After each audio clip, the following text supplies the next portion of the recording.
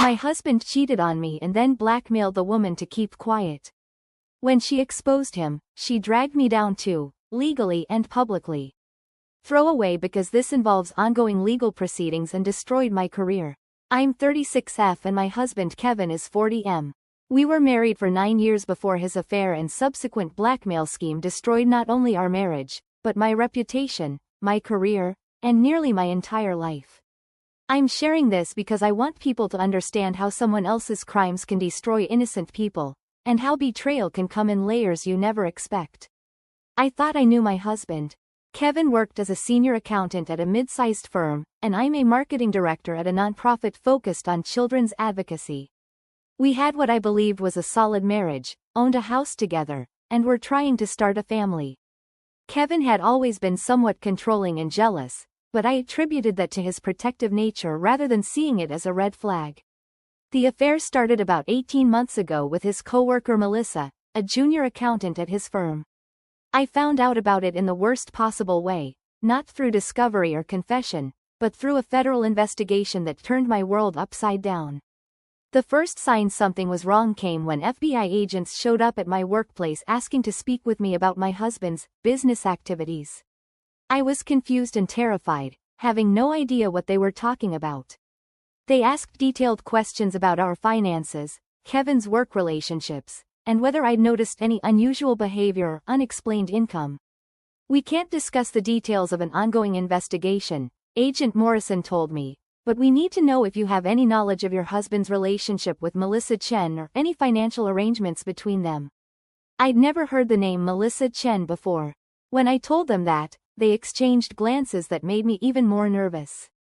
Mrs. Walsh, we're going to need you to come to our office for a more detailed interview, Agent Morrison said. You may want to contact an attorney. That evening, I confronted Kevin about the FBI visit and asked who Melissa Chen was. His reaction told me everything I needed to know. He went pale, started stammering, and couldn't meet my eyes. It's complicated, he said. I can explain everything, but you need to trust me. The FBI was asking about financial arrangements between you and some woman I've never heard of, I said. What financial arrangements? What aren't you telling me? Kevin broke down and confessed to the affair, but the story he told me was only the beginning of the nightmare. He'd been sleeping with Melissa for about 8 months. When she'd tried to end the relationship because she felt guilty about the affair, Kevin had panicked. Instead of accepting her decision and ending things cleanly, he'd taken photos of them together during intimate moments without her knowledge and then used those photos to force her to continue the relationship.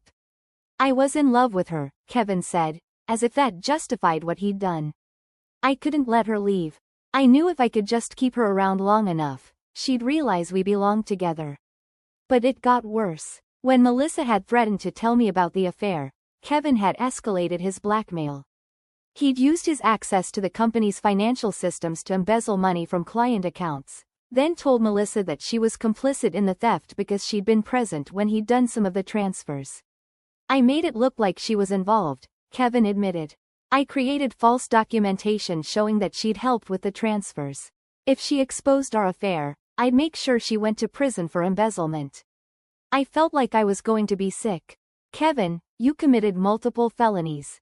You stole money and you're blackmailing someone with lies. The money thing got out of hand, he said. But I never meant for it to go this far. I just needed time to figure out how to win her back. Kevin had stolen over $200,000 from client accounts over the course of several months. He'd been covering it up by moving money between accounts and creating false records, but the scheme was always going to collapse eventually. When the company's annual audit discovered the missing money, Kevin tried to frame Melissa entirely. He provided the fabricated evidence to investigators showing her supposed involvement in the transfers. But Melissa, realizing she was being set up for crimes she didn't commit, had gone to the FBI and told them everything, about the affair, the blackmail, the photos Kevin had taken without her consent, and the embezzlement scheme. That's when the federal investigation began. The FBI interview was the most humiliating experience of my life. I sat in a sterile conference room while federal agents asked me detailed questions about my marriage, my finances, and my knowledge of Kevin's crimes. Did you notice any unusual spending or lifestyle changes? Agent Morrison asked. Did your husband ever mention problems at work or conflicts with colleagues? Agent Stevens added. Were you aware that your husband was photographing sexual encounters without consent? That last question hit me like a physical blow. Not only had Kevin been cheating and committing financial crimes, but he'd been creating illegal pornography and using it to coerce his victim. I had no idea about any of this, I told them honestly. I thought Kevin was working late and stressed about normal work issues. I never suspected an affair, and I certainly didn't know about any criminal activity. But the agents seemed skeptical. They asked me to account for every purchase we'd made in the past year, every vacation we'd taken, every improvement we'd made to our house. They wanted to know if I'd benefited from Kevin's stolen money without realizing it. Your husband deposited several large sums into your joint checking account over the past 8 months, Agent Stevens said, showing me bank records. Are you claiming you didn't notice these deposits? I had noticed the extra money, but Kevin had told me he'd received performance bonuses and overtime pay. Looking at the amounts now, I realized they were much larger than any legitimate bonus would have been. He told me they were work bonuses, I said. I didn't question it because he'd been working long hours. So you did benefit financially from your husband's embezzlement, Agent Morrison said. I didn't know it was embezzlement. I thought it was legitimate income. But I could see in their expressions that they suspected I was lying. In their experience, spouses usually knew more than they admitted about their partner's criminal activities. The interview lasted 4 hours. They asked about Kevin's computer usage, whether he'd taken any photos or videos at home, whether I'd ever seen him with cameras or recording equipment. They wanted to know if I'd ever met Melissa or heard Kevin talking about work problems. Most disturbingly, they asked whether Kevin had ever photographed me without my consent. We have reason to believe your husband has been creating and storing illegal imagery, Agent Stevens explained. We need to know if you were victimized as well. The thought that Kevin might have been secretly photographing me was nauseating. How well did I really know the man I'd been married to for 9 years? At the end of the interview, the agents told me that they'd be executing search warrants on our house and Kevin's office. They also informed me that I was considered a person of interest in the financial crimes investigation. We're not charging you with anything at this time, Agent Morrison said. But we strongly recommend you retain legal counsel and avoid discussing this case with anyone, including your husband. I drove home in a daze, trying to process everything I'd learned. My husband was a criminal, my marriage was a lie, and I was potentially facing federal charges for crimes I didn't even know had been committed. The search of our house was a nightmare that lasted 8 hours. Federal agents went through every room, every closet, every drawer. They seized Kevin's computers, cameras, phones, and financial documents. They also took my devices and personal papers, treating me like a suspect rather than another victim of Kevin's crimes. The search made the local news. Our quiet suburban street was filled with FBI vehicles and crime scene vans. Neighbors gathered on their porches to watch federal agents carry boxes of evidence out of our house. I could see them whispering and pointing, probably wondering what terrible crimes we'd committed. Kevin was arrested at his office that same day. The charges were extensive: embezzlement, fraud, wire fraud, money laundering, computer crimes, and sexual exploitation. The bail hearing revealed details about his crimes that made me feel sick. According to the prosecutor, Kevin had taken intimate photos of Melissa without her knowledge during their encounters. When she'd tried to end the affair, he'd shown her the photos and threatened to send them to her family and co-workers if she didn't continue the relationship. When that wasn't enough to control her, he'd started embezzling money and creating false records that implicated her in the theft. He'd told her that if she exposed the affair or the blackmail, he'd make sure she was prosecuted for financial crimes she didn't commit. The defendant engaged in a systematic campaign of sexual coercion, financial manipulation, and evidence fabrication, the prosecutor told the judge. He exploited his position of trust both personally and professionally to victimize multiple people. Kevin's bail was set at $500,000, which we couldn't afford. He would remain in federal custody until trial. But my legal problems were just beginning. Even though I hadn't been charged, the prosecutors considered me a potential co-conspirator. They believed I might have known about the embezzlement and helped Kevin hide the stolen money. Your wife had access to the joint accounts where embezzled funds were deposited, Kevin's lawyer told my attorney. The government is likely to argue that she was willfully blind to the source of the money, if not an active participant. I hired a criminal defense attorney who specialized in white-collar crime. She explained that prosecutors often charge spouses in financial crime cases, especially when the spouse had access to accounts used to launder stolen money. The fact that you didn't know about Kevin's crimes doesn't necessarily protect you, she told me. The government can argue that you should have known, or that you deliberately avoided learning the truth. Meanwhile, the media had picked up the story. Kevin's arrest and the details of his crimes were reported in local newspapers and online. The story had everything reporters love: sex, blackmail, embezzlement, and a federal investigation. But the coverage wasn't just about Kevin. Because I was listed as a person of interest, and because we'd shared bank accounts where stolen money was deposited, my name was mentioned in several articles. The stories implied that I might have been involved in or aware of Kevin's crimes. The defendant's wife, Sarah Walsh, remains under investigation for her potential role in the financial scheme, one article stated.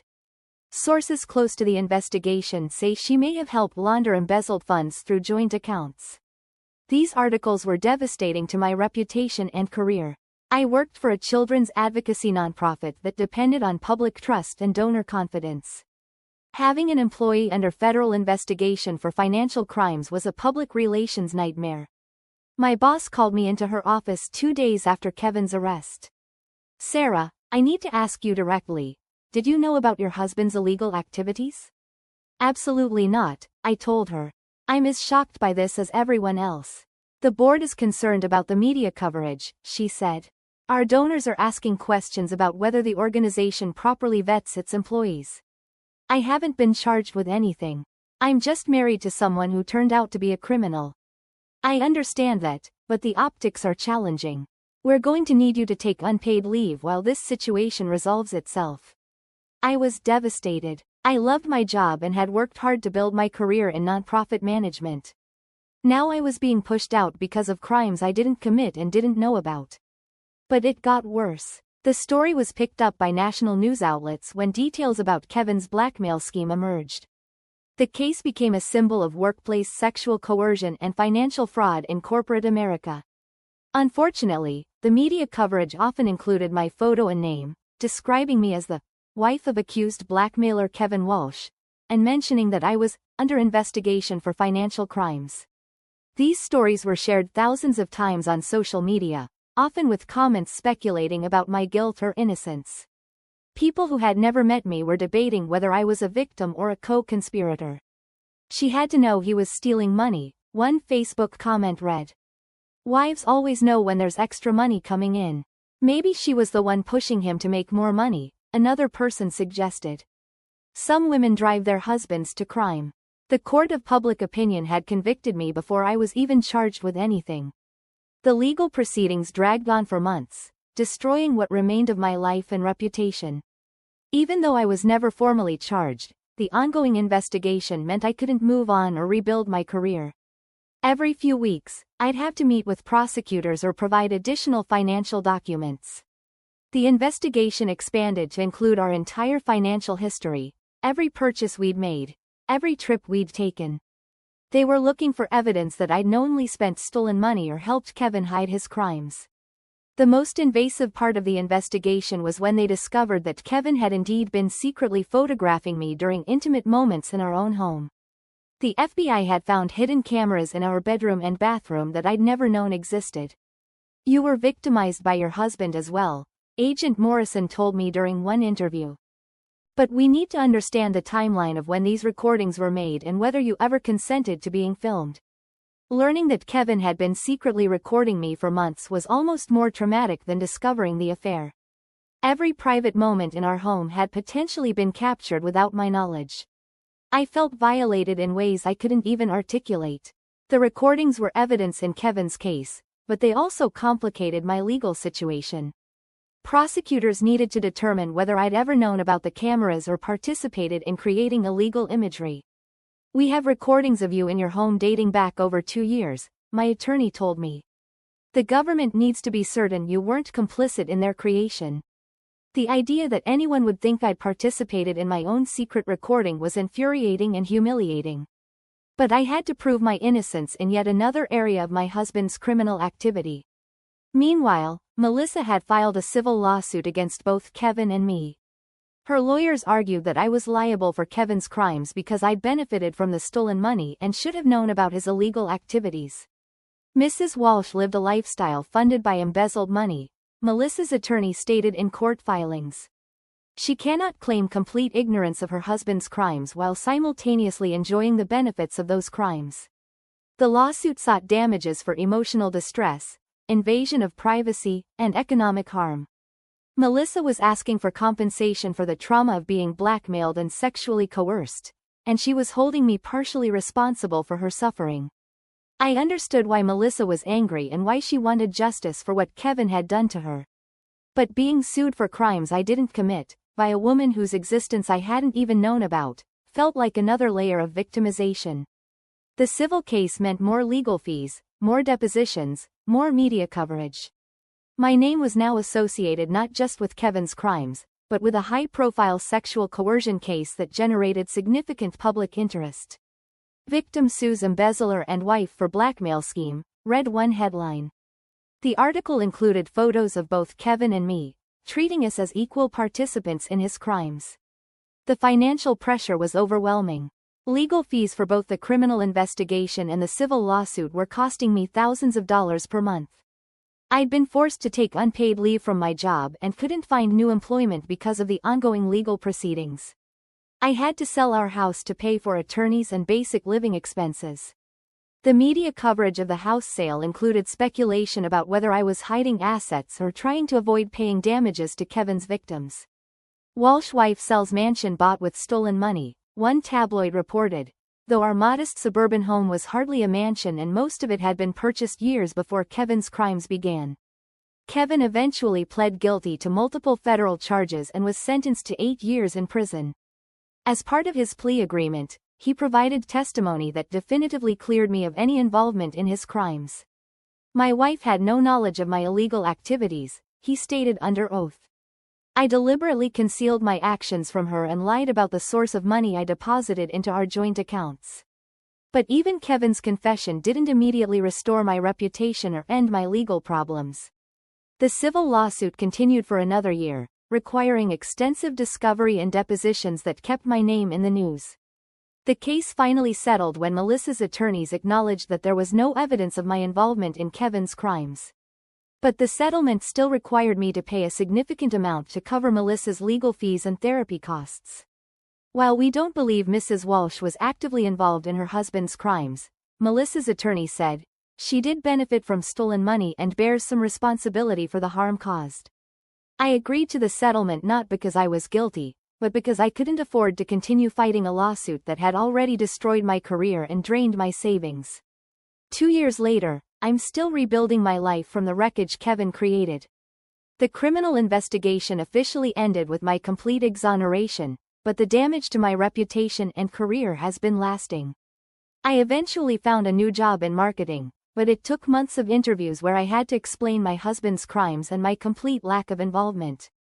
Many employers were hesitant to hire someone who had been so publicly associated with a federal criminal case.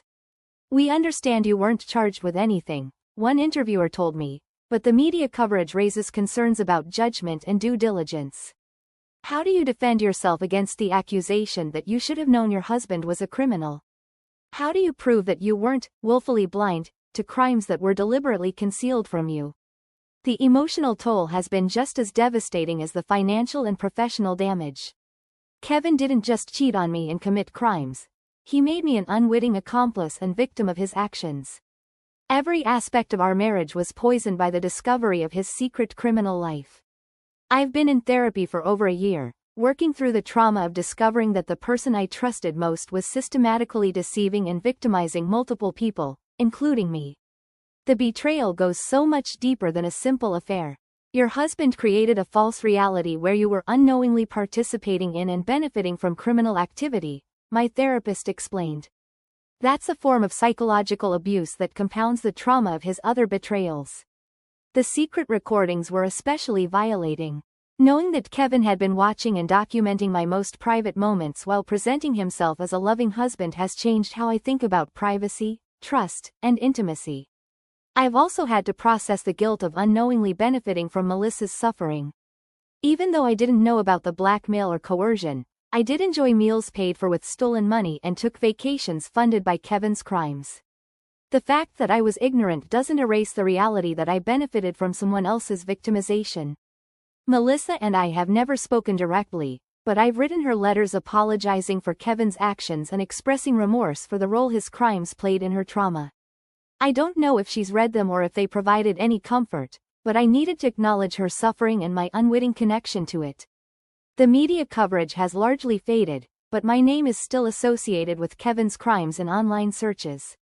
Every potential employer, date, or new acquaintance can easily find articles describing me as the wife under investigation, or the beneficiary of embezzled funds. I've considered changing my name, but that feels like hiding from something I didn't do. Instead, I've focused on rebuilding my reputation through good work and honest relationships. The experience has taught me that innocence doesn't protect you from the consequences of other people's crimes. Kevin's actions destroyed multiple lives, including mine, and the legal system's focus on prosecuting criminals doesn't always account for the collateral damage to innocent family members. I want people to understand that being married to a criminal doesn't make you complicit in their crimes, but it can make you a victim of them. The assumption that spouses must have known about illegal activity puts innocent people in impossible positions and adds another layer of trauma to criminal victimization. I also want people to recognize that predators like Kevin don't just harm their direct victims, they harm everyone connected to their crimes. The blackmail scheme that destroyed Melissa's life also destroyed mine, just in different ways. Kevin is serving his sentence in federal prison. I divorced him while he was awaiting trial and have no contact with him. Sometimes I wonder if he understands the full scope of destruction he caused, but mostly I try not to think about him at all. I'm focused on building a new life based on honesty, transparency, and healthy relationships. It's taken time, but I'm finally beginning to trust my own judgment again and to believe that I can identify red flags I missed before. The biggest lesson I've learned is that criminals don't just victimize their direct targets, they victimize everyone who loves and trusts them. Kevin's crimes created multiple victims, and I was one of them, even though I never knew what he was doing. Recovery from that kind of betrayal takes time, therapy, and a support system of people who understand that loving someone doesn't make you responsible for their crimes. I'm grateful for the friends and family who stood by me when it would have been easier to assume the worst. I'm also grateful that the legal system eventually recognized my innocence, even though the process was traumatic and expensive. Not every innocent person caught up in someone else's crimes is as fortunate. If you're ever in a similar situation, married to someone who turns out to be a criminal, please know that it's not your fault and that you can rebuild your life. The damage feels permanent, but with time and effort, it's possible to move beyond the destruction someone else created.